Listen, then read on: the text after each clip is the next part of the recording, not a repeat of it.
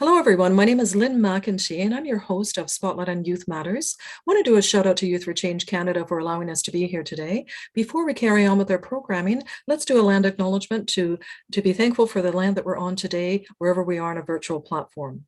I would like to begin by acknowledging the Indigenous peoples of all the lands that we are on today. While we meet on a virtual platform, I would like to take a moment to acknowledge the importance of the lands which we call home.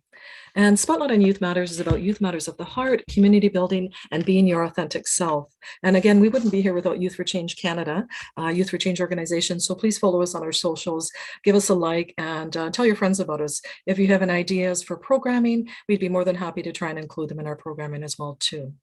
Our vision for Youth for Change is to provide marginalized youth the opportunity to live wholesome, successful, enriching lives through engaging and dynamic programs while stimulating positive social change, but also bridging mentors in the community as well. And we're here today with a wonderful guest. We have Ellie Koffman, who is the head of wardrobe from Soulpepper Theatre Company. And we're so excited to have her here today and to shine light on her work and what she does and what she brings to the table. So I'll take a moment to hop on over to Ellie and her screen and take a moment to say hello. Hello, Ellie. Hi, Lynn. Thanks for having me. Oh, for sure. Thank you. And I can't wait to just shine light on your work and what you're all about and what you bring to the table. And yeah, for others that may not know, some of the work that you do, and also Soulpepper as well. So I just wanted to just do a little bit of a bio intro for Ellie. Her bio is quite extensive, but I'll just see what I can include here and then let her take it away as well. So Ellie is a Toronto-based costume designer and wardrobe manager. Ellie is currently, she serves as the head of wardrobe at Soulpepper Theatre Company. She is a BFA graduate from York University. Her work has been featured in several productions in Canada and abroad. Quite a bit of a listing here, and I'm going to let Ellie kind of talk about her work and her life and where how she arrived at Soulpepper Theatre Company. So welcome, Ellie. It is a pleasure to meet you. Thank you. You as well. Thank Yeah, you. I mean, I guess like where to even begin? Where would you like me to begin? You know what, actually, when did you realize you wanted to pursue fashion, design, and wardrobe, and in particular costume? Yeah, it's funny. I mean, I think a lot of us start out, especially in theater, wanting to be actors and thinking that all that's out there is performance. And so that's exactly how I started until I ended up going to York. And what York is really like what's really interesting about them is that they have a first year very generalized program. So you kind of get to touch upon everything. So you get to work in a costume shop, you get to work in a carpentry shop, you get to do a little bit of acting, a little bit of writing, some device theater and whatnot, and kind of figure out what you'd like to do. And so what I really was drawn to was, of course, the acting, but also the costuming aspect.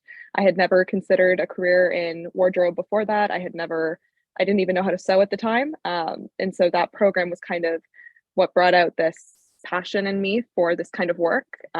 It's work that a lot of people don't even know about or think about when they go to see a show, how the costumes actually get onto the stage, let alone, who designs them, who builds them, and all of that. So my journey kind of started out from not knowing very much about this at all to just getting really like indulged in all of it. And then for the next 4 years of my training at York, this is all I did. Wow, that's amazing. So you Yeah. haven't actually even thought about it before. So that's interesting for any of our youth that are tuning in today. And that's something to keep in mind and always keep your doors open, right? Because you never know where it takes you. One platform leads to another. And actually, that was a question I was going to ask. Was that something you had even thought about as a younger person, your younger self?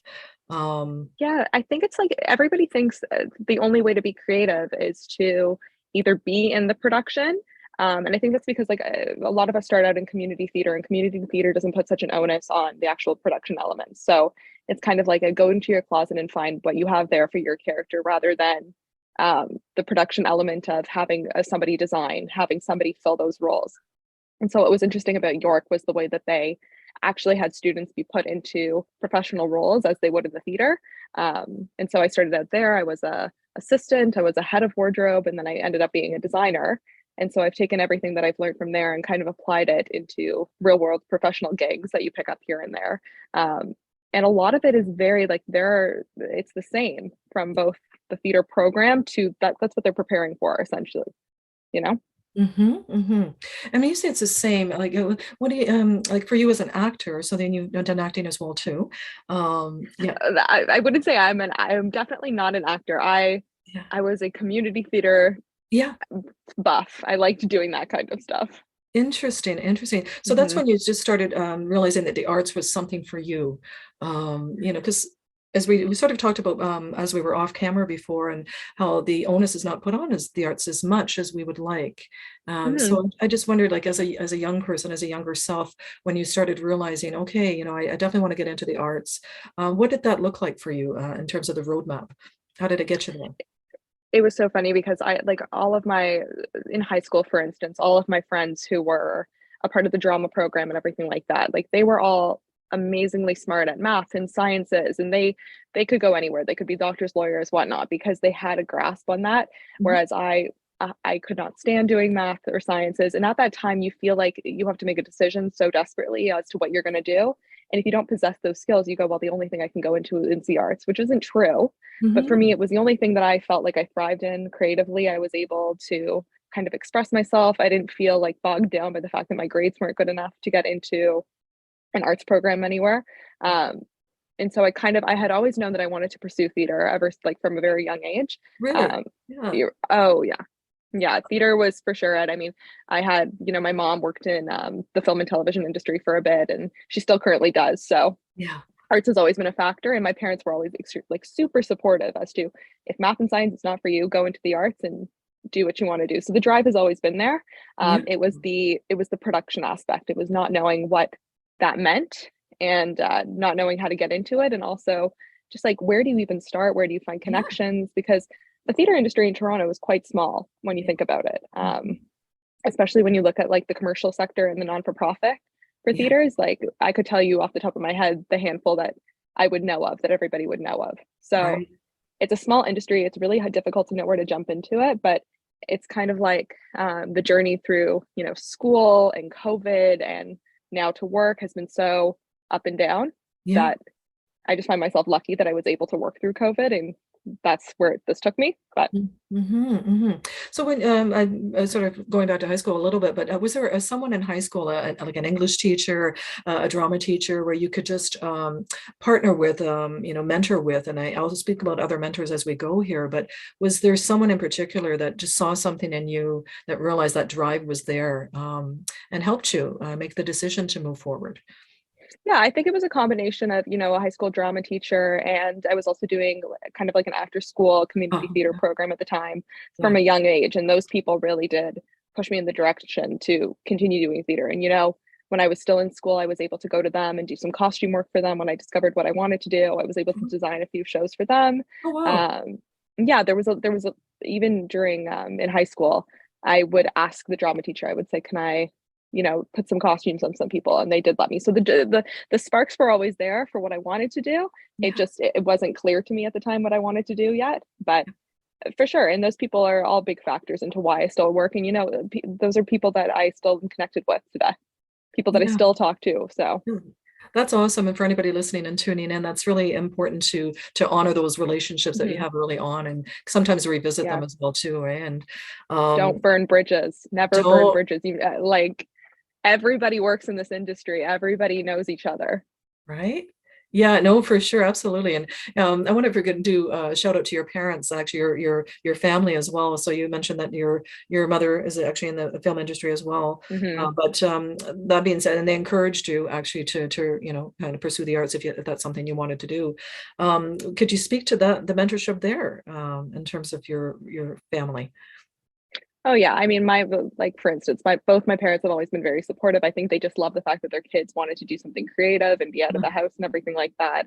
My mom has done both community theater and film and television, so her eyes were always set on if her kids want to be creative, go for it. Yeah. It's the same with my sister. My sister she was blessed with the phenomenal voice of the family. I can't sing, but she has a great voice, and they encouraged her to pursue into a vocal program as well Oh, and kind of neat. explore those. Yeah, so it's a very artsy family. That's Still awesome. waiting to see what my younger brother ends up doing, but my younger brother actually just applied and got into the program at York, so he's kind of Really? following in those footsteps. Yeah, Wow, that's because I think amazing. it's nice. I think when you see it, when you see somebody, whether it be a friend, a family member, a sibling, thrive in the arts, it really does encourage other people to say, "Oh, okay, there's some." Mhm. Not only passion within this, but also there's money in this, and like this is a feasible career. And that's key actually, because that is what people are looking for ultimately, a feasible career. You have to be able to pay your bills and support your family and support yourself. Hmm. Oftentimes people, they kind of leave that on the side, and it's nice if they can actually tackle it and take it on and know that the industry is open for that, right? Yeah, Um, and I always say, like, in my brother's case, for instance, I know a lot of these high schools are looking all the time for at extracurriculars and what can you do and what can you do to get volunteer hours and everything like that. But volunteering with theaters, and like interning and everything like that, it's all these little credits that go on your resume that really do, like, even for instance at Soulpepper, we would look at it and say, this person might be great for a dresser, which is one of our like entry level positions. And then you work your way up throughout a wardrobe, or if you wanted to work your way up throughout the carp shop or anything like that. mhm. Like, they might seem like nothings at the beginning, but when you get a little bit further down into the career, they are things that jumpstart you. That's a good point that you make. They may seem like nothings, but it's a stepping stones. And of course, not Hmm. burning bridges wherever you go, right? Keeping those doors open Yeah, for sure. absolutely. If we're speaking to our youth out there who are listening and tuning in, as far as on a high school student, if they wanted to pursue work with Soulpepper, are we okay to bridge into that part of the conversation? Yeah, absolutely. We're Yeah, always looking, I've had people reach out for co-op students, which is yeah. something we're always open to. What people don't know about Soulpepper is that we have a great education department. We have our academy here. The academy is something that Soulpepper does really well. We also have, like, we're basically attached to the George Brown Theater Mhm, building. So there's a yes. lot of education within the realm here. We're always looking, especially in the wardrobe, for people who are just really passionate about theater, people who, might not have tons of experience behind them, but people who are wanting to learn. Mhm. And that's what a great dressing position is. A dresser is basically somebody who comes in and does maintenance for a show. They get to work with performers. They get to do a little bit of sewing. They get to do a little bit of washing and everything like that, and kind of just learn the ropes of what it means to be like a well-rounded person within the wardrobe. And Yeah. then from there, we look at, because we're an all year round venue, so we're constantly doing things. So then we look at people who, we're really passionate, happy to be there, and maybe want to come back and be a stitcher. Maybe want to come back and be an assistant, depending on the show we're doing. That is so So cool. Sorry, I'm gonna cut you off there. I was just going to say that's the roadmap. I mean, you always have to start at somewhere, but I think that people think they need a lot more experience than they might Yeah. do. You really just need passion and a wanting to be here, and Mhm. we'll take it from there. That's interesting because that's very it's affirming for sure, because it's a very scary time, often when you're trying something like Mhm. that new, although your passion's there for it, sometimes you just don't know and how to kind of get into it. But so if somebody Yeah. was, let's say in grade 11 or something, they could pursue maybe talking to someone at Soulpepper, someone like yourself or another person who could maybe open up unravel the world of theater, right? Honestly, reaching out to people is the best tool. Mhm. What they used to tell me in university is, asking anybody to go grab a coffee is automatically going to solidify you an interview, because a coffee is just so casual, just to go and chat with someone. Not everything has to be super formal. So even if you are a grade 11 and you want to reach out to somebody within the theater industry, or to pass along a resume, or say, I might not have that much experience, but I'm really open to learning. We keep all the resumes we get. We keep all this information. When we're looking for people, we do reach out. That's amazing. So, we're coming up for World Theater Day, and that'll be approaching March 27th. But if anybody's finishing school in June, for example, and they were looking to do something over the summertime, would that Mhm. be a possibility? Yeah, absolutely. And we have a vast variety, and there's things that I'm always pitching to our team too. We have a warehouse center out in Oakville that we like to store things at. We're always looking for people to come in, kind of learn our stock, help organize. We have hundreds of thousands basically of costumes Mhm. that we store and that we have here. So there are ways to get people involved. Mhm. And I encourage anybody to reach out. And you know what? If we have opportunities, we will definitely look at how we can make it work. That is so cool. That is really awesome. I wondered if you could walk us through some of the different productions that you've done for anybody that's listening, tuning in. And I know your bio lists quite an extensive amount. If there's anything that you'd like to highlight. I just finished designing for Rock of Ages, which is playing at the Elgin Theater right now. So that one's quite fun. It's just like it's theater for people who are really into music Yeah. and who are into having a good time for the night and everything like that. But that was a huge feat. I mean, that's over 120 costumes in a musical. So that one was a big one. Um, Wow. What does and yeah, that look? Yeah, go sorry, ahead. do you mind if I talk about that one for a sec? Yeah. What does that look like for anybody who's has no idea. Like, where do you start, Ellie? It is a thing. It's like, where do you start? So you always start with, I guess, because that was a design one, there was a lot of talking with the director and talking with the design team, kind of figuring out what the production wants to look like. And then it's really about having a good team behind you. So I'm a head of wardrobe, but I'm also a designer. And so I look for people who are also good head of wardrobes who kind of know what they're doing. And then there's also the team behind that, which is the stitchers and the cutters and the assistants and everybody who comes in to bring the performers in, from measurements to fittings to what did we have to do on that one? We had to build some casts. Like, a lot of it is prop building and costumes and kind of Frankensteining it like all together just to make it work. Yeah. But like, the organization that's behind it is crazy too, because for every costume you see on stage, there's a double of that somewhere, because there's an understudy and there's a swing. And so it all adds up. I mean, it's for every show that you go see. A lot of people don't think about what's behind that. But it's like when you go to see a production of Harry Potter, for all 50 people that are on stage, there's a double of every single costume. Yeah. So, I mean, I've for some reason started diving down the musical path a little bit more. Oh, is that right? It's one of these things where it's so much work, but it's so nice when you see it on the stage. Like, it's such a pride thing. So it's a lot of fun. They're huge to tackle though. And Soulpepper, we don't do necessarily anything as huge as 30 people musicals. Right. Oh my goodness. Yeah. Well, I have, and you know what? I shouldn't say that. We definitely have, and we do. We haven't done one. I haven't done one yet with them. Yeah. So maybe in the future, because that would be fun. Wow. So as far as I'm doing a musical, so there's a different vibe, obviously, right? Yeah, and even just bringing it from, page to stage, and from, design to stage as well. And what's the difference then, the energy level? There's different challenges. I mean, it depends on the cast that you get too. I mean, we had a phenomenal cast. Yeah.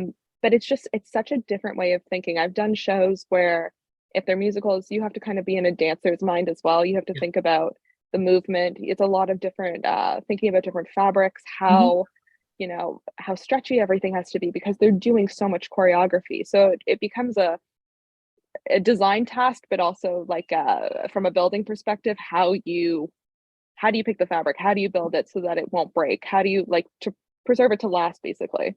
And every show presents different challenges. I mean, I did one this past summer at the Grove Theater, and that was the 39 steps. So it's 1930s, and it's all wool coats, and it's all, because it's set in a cooler time. It's all wool coats and tights and everything like that. But they're performing in August in the Ontario 30-degree heat. Right. So it's like, how do you do these things without the consequences of nature, basically, coming down on you? So we're scientists at this point. So anybody who said that you math and science, you do need it. You use it. So you're definitely tying that in for sure. Well, so I know we'll speak about some programs at Soulpepper as well too, but I'm just thinking of the musical aspect. I have some experience in the background of theater, but in the same sense, it's just interesting to hear you talk, and all the things that do go into it. And I think often that is what people don't realize is when it hits the stage, just honest to goodness, the sweat and the toil that has gone into, and it's not just one person, it's a collective. So having that energy, not only to bring it to stage, but the energy amongst yourselves, to work through adversity, to work through challenges. And as you said, there's sometimes a second and third piece, right? So yeah, absolutely. Having that vision to bring the collective together, you as a head of wardrobe, how do you find that? Can you walk us through that a little bit, some of the adversity of that? Yeah, I mean, as a head of wardrobe, it's interesting, because when I design a show, I oftentimes find myself being a designer and a head of wardrobe, just because I can't turn that brain off. Whereas the nice part about being at Soulpepper right now and being the head of wardrobe is you definitely get a chance to, you taking a designer's vision, and you are kind of, it's almost like a puzzle. How do we puzzle this together so that they're happy, a director's happy, and it's true to the design that you're showing the performers. So my whole brain is, my entire brain is compartmentalized into who do we hire to do the cutting, who do we hire to do the stitching, and who do we hire to do the dressing, and how is this all going to oil itself out in 6 or 7 weeks to be on stage. without disrupting like, the rehearsal process, without making stage management angry. So Yes. there's my entire goal with my job is basically like, how do we, oh, how do I say it? You're kind of like managing, you're managing people, and you're managing emotions, and you're managing a show. Oh, big time. Yeah, We're totally in the feel it. business of people, basically. And so Yeah. it's all about actors timing, stage management, um, in the shop. And that's Yeah. what I'm thinking about 24/7. Yeah. That's why I asked that. I thought, oh my gosh, because it is constant, right? It's hard to turn that off. You Well, know, because it's a trickle down effect. Whatever happens in rehearsal affects what happens up here, and then it affects what happens in the shop. yeah, yeah, for sure. And the end result is that you want everybody working in the same direction, right? Hmm. Yeah, because ultimately it's you want to put on a good production, you want to feel good about it. And so, the people that you have working with you, it's important to kind of uplift each other, through the challenges and things, so to speak, as you go. Can you think of a situation where it was like, oh my gosh, yeah, I'm sure there are many, many, but one in particular for anybody that's, never had that experience before, where something came through for you and you thought, oh my gosh, oh my goodness, I didn't know if we would ever get there. A Oh gosh, situation. it's the situation. I mean, I would say the most common situation that I've been put in is at the end of a production when you think everything is perfect and you're about maybe a day from opening, and then a director will drop it on you like, no, we need to switch two people's costumes. It just isn't working or anything like Yeah. that. And then you have basically 24 hours of your life where you scramble. Yeah. You think it's not going to happen, but I will say every single show I have worked on, we have always thought that it wasn't going to happen in the end. And then, like, deep down, it's going to be Yeah. make it to stage, but you always think that, like, the what if, and you always Yeah. get there at the end. Yeah. No, that's so encouraging. And what an Go ahead. Yeah. uplifting. Yeah, Sorry. no. I'm just telling. Oh, yeah, it's for sure. And life is happening around you. Yeah. So just a reminder, everyone, we're here with Ellie Koffman, who's head of wardrobe for Soulpepper Theatre Company, and we are walking through her journey as a person who is head of wardrobe, but also what brought her to the table and what brought her to Soulpepper. And it's just wonderful to have the conversation with you as we're in our living room, or in the costume room as well. And Hmm. yeah, Ellie, it's interesting because I think of all the left and right brain aspects that you need to be in the work that you're doing. You had mentioned math earlier is not really a big thing for you in high school, but here you are, right? All of those things have been brought to the forefront for you. Absolutely. I mean, we're constantly doing measurements and stuff like that. There's no such thing as not knowing math, but I think the biggest thing to know is it shouldn't discourage you from Yeah, doing what you want to do, basically. I think yeah, it discouraged me a lot because although I had always known that I wanted to do theater, I was kind of in my head, I was like, thank goodness I know what I want because I don't have to rely on these things that I'm not good at. Um, mhm, mhm. but then again, you're going to constantly find in your life that you're going to need certain things that you're not very good at. So Right. what I've discovered in this position is that I can sew, but I don't love to sew. Yeah. And so I'm happy to be in a position within the realm of a wardrobe where you would expect that everybody needs to be sewing, to be in a position where I don't have to sew. Yeah, no, fair enough. That's good to mention that, actually, for anybody who's looking to get into the field. You don't have to love everything that you do, but you have to Yeah, be skilled at it, to be able to pull it off. exactly. Yeah, yeah, for sure. What do you love? What's your most, I guess there are so many things to list, but is there something that really stands out to you and just gives you this charge when you're doing I think when this is coming from a designer brain and head of wardrobe, it?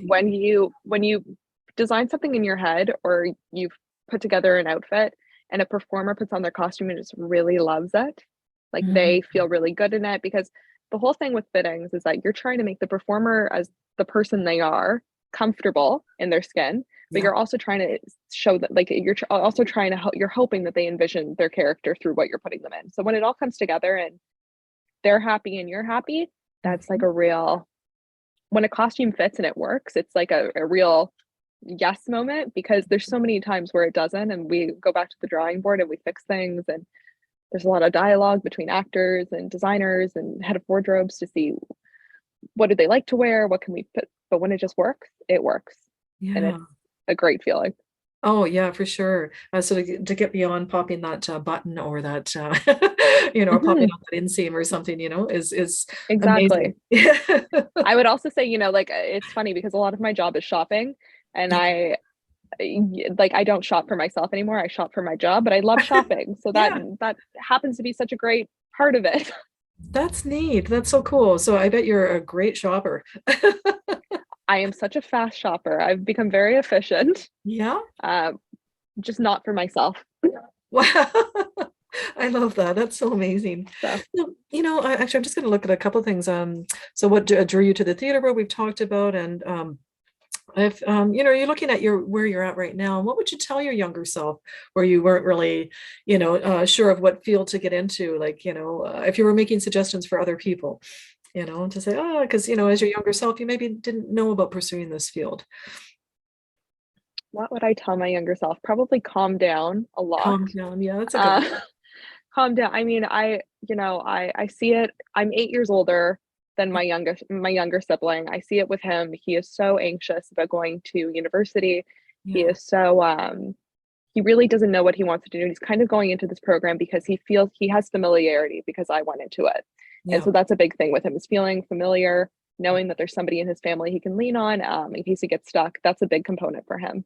Yeah. And I think it's just like it's a really hard time when you don't know what you want to go into. And so I would just say, like, I keep telling him, I know theater is not your thing. I know you're a creative person, but I know you don't love theater. But the program you're going into Mhm. is going to give you so many more skills, Yeah. things that you don't need to just take out into theater and do.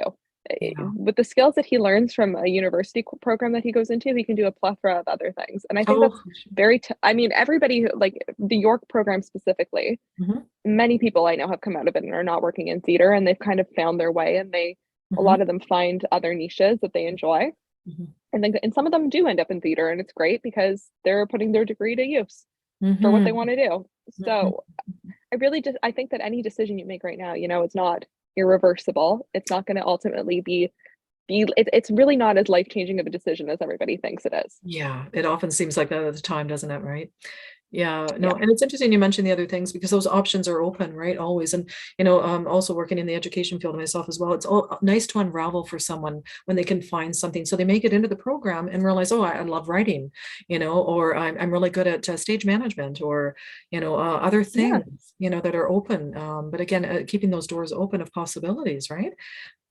Because it does, Yeah, and the great thing about yeah, theater is that a lot of like especially in Canada, it's all gig work. So you're yeah. not just because you work at Soulpepper on a show doesn't mean you're always going to be here. Mhm. It's scary but also amazing that you can go to a million different theater companies, work for different people, try things out. Nobody's ever going to say, "Well, that person quit our theater company." Do you know how many people I know who have worked for Soulpepper and who are now working for, I don't know, Canadian Stage or Mhm. anybody else? I mean, Mhm. we welcome them with open arms here because it's great that everybody can hop towards different things, try out different things, and see what they like and just make good art is really the Yeah. thing that we like to do. No, that's beautifully said, actually, for sure. Make good art, and then it takes people internationally as well too, and then Yeah. cross culturally, and a multilingual, and it's so awesome when all of these avenues are explored because again, anything's possible, and I find that Anything's uplifting. possible. Yeah. When I was in high school, I never thought that I would, um, one, go through a pandemic, but two, also come out of the pandemic and go on a tour to Chicago for a show and be able to Oh, work in the neat. States for a month and everything like that. These were not things that I had on my vision board of my life, but it's things that have happened and it's things that I hope that continue happening and take me to different places. I Yeah. mean, it's such a roller coaster. And I think that what's the nicest part about being in theater, you kind of never know what's coming next. And Hmm. so I would say that if you're a very, not even an adventurous person, just someone who's a bit of a trusting person in the fact that you'll trust yourself to make good decisions, I think that it's an avenue to go down because it's Yeah. fun. You're not Yeah. stuck in a 9 to 5, 24/7. It's always changing. No, anyone out there listening and tuning in, keep that in mind for sure. You're not stuck in a 9 to 5 and not stuck in the box. You're stepping outside the box to explore possibilities, right? Yeah, Um, absolutely. that is so cool. I just hear your energy when you're speaking, and I just love that. And it's just so uplifting and encouraging for anyone that may think about pursuing the field. And I wondered if you could speak to your work in other places, and then we can double back to Soulpepper in terms of the programming and such. But just what you had spoken about, you were working somewhere else. Could you tell our audience about that a little bit? What's that like to take yourself in other places? Um, Hmm. Which one do I want to talk? I mean, we're straight out of COVID. I mean, during the pandemic, there wasn't a lot of work. We didn't know what we were going to do. And I was fortunate enough to work for a company called Lighthouse Immersive, and Oh, their sister company that's Starvox Entertainment. And they're the ones who do, they're doing the immersive Disney. They've done immersive Van Gogh, and so you're probably thinking, what is a costumer doing working on an immersive project where there's no people? mhm. But luckily they had it was kind of like a walkthrough exhibit called Illusionarium. And it was kind of like a walking magic show, lots of different rooms, but lots of different costumes on people. Mhm. And so it was a really interesting experience. It was all during COVID, so it was a whole thing about how to work with masks and what we're doing and what's the protocols and things like that. Mhm. But it was also a big show, and it was a big show that ended up touring during COVID. Wow. So it toured to Wow. Chicago, and we were there for about a month, and we put it up. Yeah. And in that time, they also changed the show. They changed some of the costumes. And Yeah. I came into that show as a dresser. I was just Oh, hired to clean the costumes, do a little quick fixes, maintain and whatnot. And then I ended up becoming the head of wardrobe on that show because oh, they cool. needed a Yeah. lot more help. And then we hired more people. And that was never an opportunity I thought to myself, I'm going to travel for. That Yeah. just ended up happening because of the situation. But I happily took it, and now it's a credit on my resume, and it's something that I learned, and it was a great adventure. Oh, that's amazing. That is super cool. What a great discovery there for sure. And for them as well, too, realizing your skill Yeah, level, right? it was amazing. And then from there, I had always thought to myself, oh, when this show ends, am I going to work again? I don't know. I'm a little bit newer to the industry, Mhm. but from there, I mean, things trickled down. It's the people that I knew from my school connections that I started working for factory theater, and then from Cool. there, it just trickled into other theater companies. The theater company, The Grove, was a recommendation that I got from a designer, meeting new people, and then that ultimately ended up landing me at Soulpepper because when I had applied for Soulpepper previously, Mhm. 6 months prior to actually getting the job, and I didn't get that position. They had given Mhm. it to somebody else. So when the position became available again, I was still very interested in doing it, regardless if they had hired me the first time or not. Yeah. And so the second time around, I ended up getting the job. Wow, that is Yeah. amazing. And so as you're building your toolkit, this other opportunity, this, revisits itself and is presented to you, I guess, if you will. That's amazing. That really is. That Yeah. says a lot about It's you, right? well, it's one of these industries you can't get discouraged just because somebody says no to you, Mhm. or just because I mean, it's not the odds are they're not saying no because they think you're untalented. The odds are is that there's just so many talented people coming out of Yeah. different programs right now, coming out of the woodwork, that they're giving opportunities to other people, but your opportunity will come. Hmm. Hmm. Wow, that's amazing, Ellie. Thank you for sharing that. That's encouraging for anybody who is thinking about pursuing it as well. I wondered if Hmm. you could walk us through what a season looks like at Soulpepper for you and your responsibilities. I'm sure it's quite broad, but you can kind of envision that for others that are listening and tuning in. Yeah, absolutely. So we're an all year round venue. Mhm. We do everything from plays to concerts to workshops. What else are we doing? Just like tons and tons of arts. We have rentals that come in that present shows that do work here. And so a season for us will be depending, we'll get them in, chunks at a time. Right now we are working on act one of our season. Act Mhm. two is just announced, which is a lot of different concerts. And Mhm. so it's busier for us in the wardrobe department throughout some parts of the year, and some parts it's a little bit slower.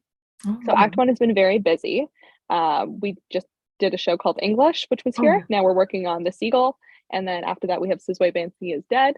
Mhm. And so those are our first three big ones of the year where we're, starting from scratch. We are building those shows, we are buying those shows, we're putting them together. The Seagull, is coming.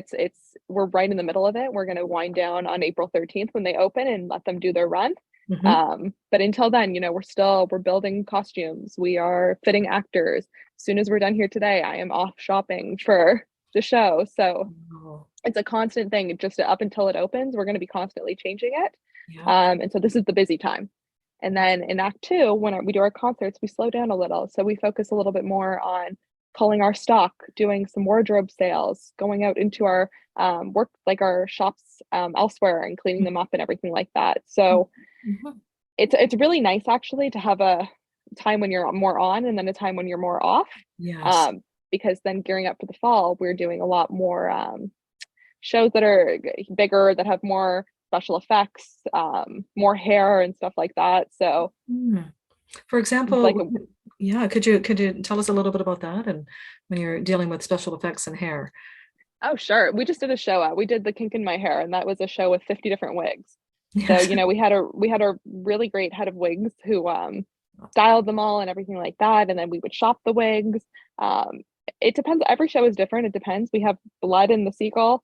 We Yeah. have some water that gets thrown on people. We've had shows at Soulpepper where people get completely soaked in water and the costume is see-through and it's intended to be that way. But it's like all these components as to who's doing it, why they're doing it, how they're doing it, Yeah. and things like that. So there's always challenges, especially with the wardrobe, because people are wearing these costumes.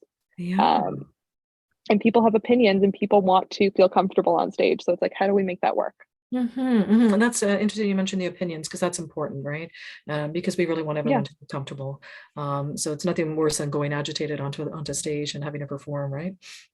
Well, I Uh, always say, I'm like, the set, building a set, designing a set is really hard, but the set doesn't talk. yes. So, actors have opinions and you do need to listen to them. Yes, fair enough.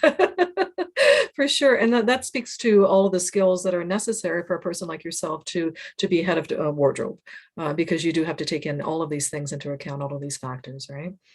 Yeah, absolutely. And it's not just one production. And so when you work with a team again, I guess if Mhm. you will, a similar production company or production group, um, is that good? You've built a relationship with them. You kind of know what that's like. Could you speak to that a little bit about that valued knowledge of working ethics? I mean, I can't stress enough how the relationships that you build in theater, they will just follow you around forever and ever. Yeah. The company that I worked for Lighthouse, a good friend of mine, but also somebody who happened to get her own way in, was working there.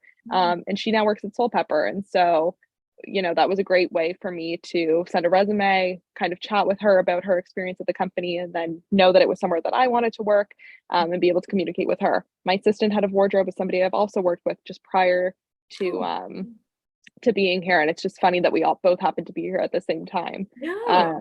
Stitchers and everybody who I'm working with are people that I've worked with in the past that I know do good work, Yeah. that are looking for work, and so I'm like, why not? Let's hire them. Yeah. So I will say that the connections you have, you'll work with them 100 times throughout here, but your connections only go so far, which is why I'm always telling people we are always looking for more people. We are looking for fresh talent. We want to build a roster. Yeah. Um, we lost a lot of people during the pandemic, especially costumers. We just lost a lot of them to film and TV and people Mhm. who are changing careers because it wasn't sufficient. So now we're kind of starting from scratch. Yeah. Um, and that's why it's so nice to build out a team. Yeah, and I'm so glad that you mentioned that. It was one of the reasons I wanted to shine light on the work and also, Soulpepper as well, but also the work that you do, because it is Mhm. often something that's overlooked, right? And sometimes people don't always think about it, that maybe that's something they'd like to pursue. They dabble on the side or something like that into thrifting, Yeah. those kind of things, right? That's how you start sometimes, Yeah, trying you're not wrong. right? Just trying different things. So that's super cool when people discover that aspect of themselves. And we have about maybe another 10 minutes or so. Hopefully that's okay for your schedule and the work that Yeah. you need to continue on with today. I wondered if so you're speaking about Soulpepper as far as in the team that you have. How many do you have on your team, including stitchers and such? It varies per show. So right now we have one cutter, we have one stitcher, we have a assistant head of wardrobe, and then we also have our kind of wardrobe production assistant Mhm. who's in there. So there's a team about, including the designer, there's about 6 of us right now. Mhm. So I would say designer, head of wardrobe, assistant, then assistant to basically all the assistants, cutter and stitcher. On That's bigger shows that we're doing with more builds, we can have 2 or 3 cutters, we can have 3 to 4 stitchers. Mhm. Plus, then in about a week, we have 2 dressers that will come on the team and they'll run the Okay. entire show. Okay, and that's very important. Yes. Yes. Yeah. The dresses are, but they might come in they might be the last to come in, but they're by far one of the most important people. Yes. Could you tell us what they do for anyone who doesn't know? Yeah, absolutely. So dressers are responsible for basically all the costume maintenance that goes on during a show. Any laundry that's done, anything that rips or breaks, or if a shoe is falling apart, they fix. Mhm. They are also responsible for any quick changes that might happen, any changes in general that need to be side staged, they would take care of. Anything hair related, like for instance, if there's wigs, dressers or wigs person would come and block the wigs back onto it, depending on Mhm. what they're trained to do. Makeup can be a part of a dresser's skill set. If there's special makeup in the show, like if somebody gets doused in blood or dirt or water, they would be probably responsible side stage for doing that. So they work a lot with the actors, but they also work a lot to make sure the actors are comfortable, to make sure they have clean clothes. And they're just essential to basically the run of the show. If we lost a dresser on a show, we would have to have somebody fill in. It couldn't run without them. Absolutely. The intensity of that, I couldn't, that's intense. No, for sure. And I think as far Yeah. as personality wise, I mean, they would have to have a certain skill level, humanistic touch, working with a vast variety of people. Well, I mean, yeah, you're working with actors who are just as equally stressed, actors who are, doing this every single day. Sometimes they're doing 2 shows a day. It's exhausting. Yeah. And there needs to be a humanistic approach, but also a gentle touch with them. Yeah. So it's also a balancing act. Yeah, no, for sure. And the ability to step outside yourself as well too, right? Yeah, Yeah. no, that's really key. Thank you for that. I appreciate that. As far as an intergenerational learning and mentoring for you, like, can you think of anybody that's been a mentor for you along the way, going through this process of finding yourself and what you have to bring to the table? And is there anyone else that you do that for? Oh my gosh. I would say, I think for the longest time, my professors from York, Hmm. not only are they professors, but they're all working professionals as well. And there are people who I have reached out to countless of times for advice. Oh yeah. Sometimes I reach out to them when I'm looking for people to work for us, Hmm. just in the past to work for myself as well. So I would say those people. I Yeah. also surround myself, luckily, with friends and family who are all either working in this business or have worked in this business from time to another. And we kind of share our stories and things like that. And then I don't know. I mean, I hope for the people that I've worked with. I've worked with a lot of people in similar ages to me, so I don't know if they ever find that Okay. I'm intergenerational, but I would hope that now that I'm starting to work with people who are younger, who are just getting out of school, who are, a little bit more green to the business, that they Hmm. find me to be of a mentor, or as much of a mentor as I can be to them. Yeah. Yeah. I just want to remind everybody we're talking about a spotlight on youth matters. We're here with Ellie Koffman, and we're talking about her work at Soulpepper Theatre Company. And shout out to Youth for Change for allowing us to be here. Don't forget to follow our socials as well. Cross culturally, how important is that in the work that you do? I think it's in the core of everything we do every day, but I think in the mindset of theater, it's becoming more. People are becoming more educated, I guess, if you will. Oh my Um, gosh, absolutely. yeah, yeah. Could you speak to that a little bit and how important that is in the work that you do? Um, I mean, we are always trying to better ourselves, diversify ourselves, learn from what has been done in the past, and not only learn, but also then put that into our approach to everything like that. So I would think theater is so, what's the word? Like theater is so we have been talked about this for so long, and we know so much about this kind of stuff that we're always trying to just essentially better ourselves and make the whole point about theater is to make everyone comfortable. Like we're all doing this out of the goodness of our hearts space. If yes, productions make money, and yes, this is a business, but mhm, also this isn't a business that you do because you're just tired of like working at a restaurant. Like this is something you go into because you do have passion for it in some circumstances. I mean, there's feelings behind this kind of work, and everybody is in it to kind of benefit the other. mhm. Um, and so yeah, just to that point, I would say we're constantly working towards it. No, and I've definitely I've seen that evolve, over the past even 5 year period or 10 year, but Yeah. it's always ever changing and as it should be, growing and learning and morphing into new beginnings, right? Well, And yeah, and it's also for audiences too. I mean, audiences have gone through such a hard time. We've all gone through a really hard last 3 years, and everybody is just looking to. It mhm, depends on the kind of theater you're looking for. Some people are looking for theater just for the fun of it. Some people mhm, are looking for really interesting and theater with deep ideas and stuff like that. And so there's, especially in Toronto right now, a broad array of yeah. different things that you can see that are all testing the waters with them in terms of that. And representation is so key, right?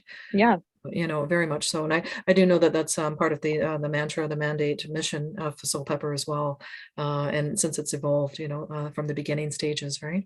So Soulpepper, it Yeah. was started with, some artists getting together, I believe, and then just kind of revisioned, repurposed itself from there, right? Yeah, absolutely. And like we have we all know that that's our mandate. And then we also have our artistic director, Winnie Mangesha, who like really pushes that forward and all of her work that she does. And it's all special work to us as well as to everybody else who's been a part of it for years and years and years. We just did the 20th edition of The Kink in My Hair. And that was a few months ago. And that was something that was really special for even myself to work on when I was going shopping for the wigs and everything like that. You're visiting these wig shops and hairdressers who all grew up watching the TV, like they love the TV series. They were just so excited. And so like, not only is this theater resonating with the staff that work here because we work here, like we're so excited to be a part of these projects, but it's resonating with the communities that are also coming to see them. And they're just so thankful that we're putting on shows like this. And so excited for it's an exciting time. It's an exciting time to see what's going to come. No, I love that you mentioned that because that really is what it's about.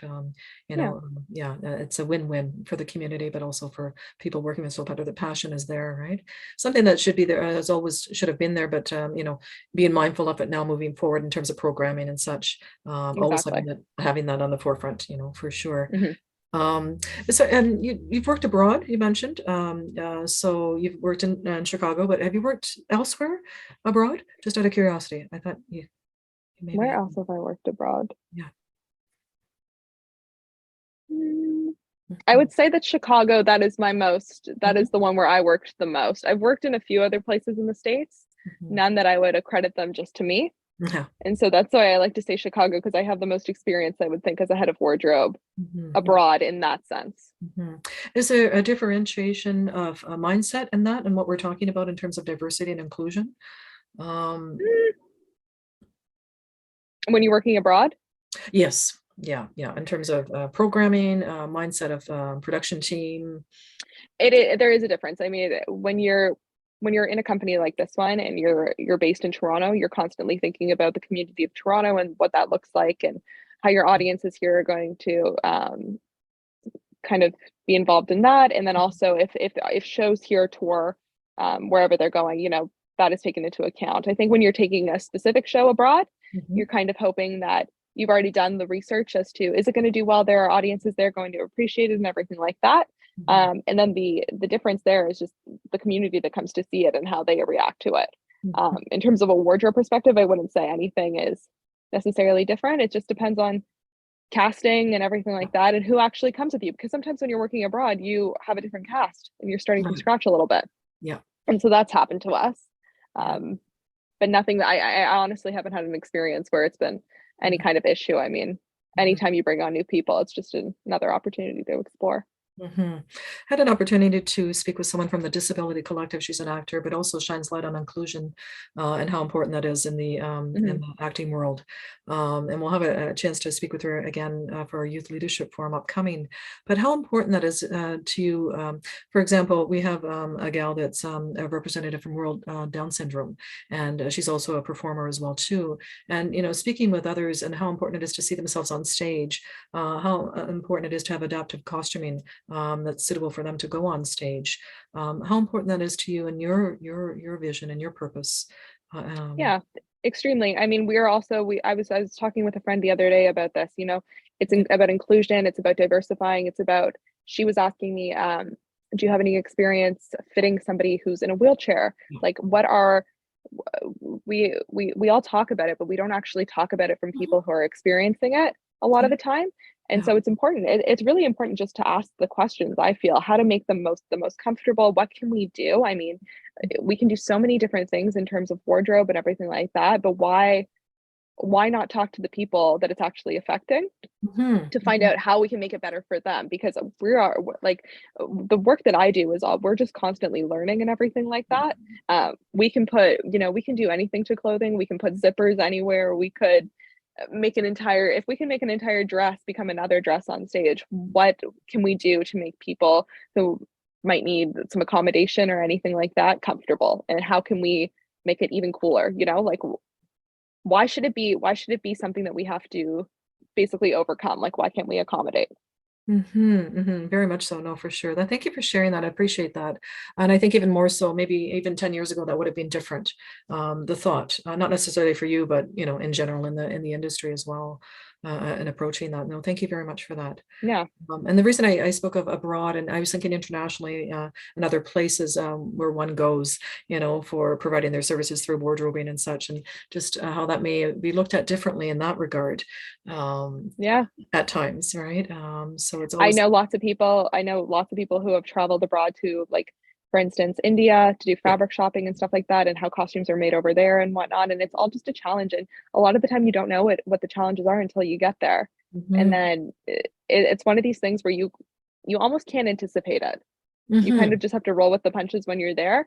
Yeah. But I mean, abroad is like the word. It's broad. You don't Yes. know. Good one. You, Yeah. you don't know what it's going to be until you're there. No, for sure. That's cool. And then you get something like the Edinburgh Fringe, right? You get people coming from all over, and just like Yeah. it's I was right. just there. I was there in the summer. I wasn't a part of it, but I went to see it. And Nice. yeah, you get people from all over. You get some shows that are great, some shows that you're like, but Scratching what your an head. experience it is. It's so fun. Yeah. Yeah. It's fun as a person from working in the field of wardrobe, or just overall, right? What do you Oh think? my gosh. I mean, overall, like I could go and see a million shows and tell you how great the costumes or how not great the costumes were in my opinion, but it's really all about like the collaboration to see everything come together. Like I have always said this, a show, just because you put people on stage in costume, if they're on a dark set, I mean, it's not like, it's about how everything comes together that makes it really exciting. Because we all Hmm. complement each other. We all Yeah. every department complements the next. Yeah, big time for sure. And the people you meet, at places, Yeah. it's crazy. It's like, wow. And a footnote, actually, I was born in Edinburgh, but I've been here all my life. And Oh my so, gosh. yeah, yeah. So so many good things about the Fringe, right? And it's so old now. So it's always growing and evolving, right? That So, was my first time. That was my first time going to Europe. So to wow, have that as my first destination it was a treat. that is so cool. And then there's just something Hmm. about it, like the Royal Mile, and just like the whole Oh, so space, nice. right? Yeah, yeah, Yeah. yeah. That's really cool. Oh, neat. So yeah, you've got broad experience there, Ellie. There we go. Oh my gosh. Just looking at a couple more I can squeeze in here. I guess we think we've already talked about that, about cultivating relations and how important that is, keeping the doors open, and being team oriented, and Hmm. mindful of, the people that you're working with. I wondered if we could, maybe talk about words of wisdom from you as a person who's head of wardrobe for Soulpepper, and perhaps talk about some things that are upcoming we can be hopeful for. But words of wisdom for our youth who may choose to get into the field. Yeah. Yeah, I mean, my words of wisdom come from experience and from what I'm seeing right now. And it's just, I know that this is very anxiety ridden time, that Yeah. this is, everything feels harder now, especially 3 years later after everything that has happened. I think that it's harder for people to get out of bed in the morning. I think it's just hard in general for people to get back into the swing of things. But Mhm. in terms of the arts, and if you are interested in the arts or whatever you're interested in, there are tons of opportunities out here. And there's people like us, and we're not the only people who are waiting for new and young talent to come out, who are hungry, who really want to get into the work that we're doing and, are just passionate. Um, I don't think that I know a single person who, if you came to them, and even regardless if you want to work in the wardrobe, regardless if you want to work for a specific designer, or if you just want to, whatever you want to do in general, to be Mhm. able to have a little bit of courage to reach out to anybody. The worst that can happen is somebody says, no, thanks, not right now. Mhm. Nobody is going to slam the door in your face Mhm. because we're all too excited about it. Right. We're all too excited to do that. I mean, I think that's, if anything, I hope that my words That's ease your great. anxiety a little bit. Yeah, no, for sure. That's isn't that the ultimate right there? Right? Well, yeah, I was so worried that I wasn't going to have a job. I mean, I was so worried from the moment that I got into theater that I was going to be my parents used to say, haha, starving artist. I Mm, mean, it's not the case. There's lots of people who make a career out of this, yeah. who are doing just fine. And you know what? They're loving their lives. So Living their best self. exactly. It's not so serious is the thing. The decisions you make right now are not going to impact the rest of your life. They might change the course you go down a little bit, but Mhm. it's not like you're falling into a hole. You're always going to be able to dig out of it and do something else. Ellie, I think you're beyond your years. Like I speak from all the stress that I went through for no reason. Yes. Right, I'm laughing with you at that, and never at, always with. But no, for sure, and that's it's a really rough patch when you go through that, and it's nice to kind of get outside of that, and so to hear those words of wisdom from you are so important, because someone is listening and tuning in, and they may pursue this avenue. And I can think of many. I do theater and film as well, and I don't often talk about it here, but it's wonderful. I just it's the best experience ever, and the people you meet, the places you go, it's absolutely, I find it most humbling, really, because it's Yeah, a moment in time with each other, and it's all ever changing, right? And so to be mindful of that humanistic touch is so very important. Yeah, and yeah, that you see the other person, right? absolutely. Whatever they bring. That was well said. Yeah. Yeah, so I see you, Ellie.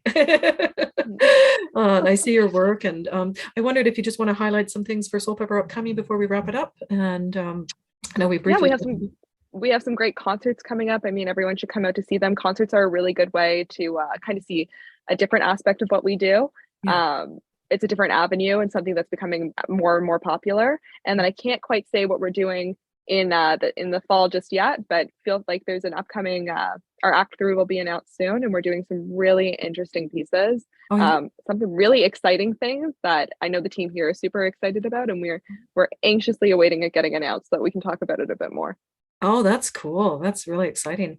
Ellie, if anybody wanted to reach out to you at all, how would they do that?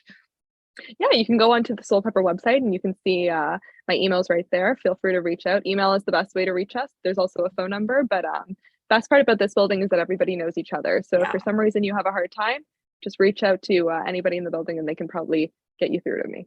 It's such a great space, eh? It really Yeah, is. And just like, in the whole district, it's awesome.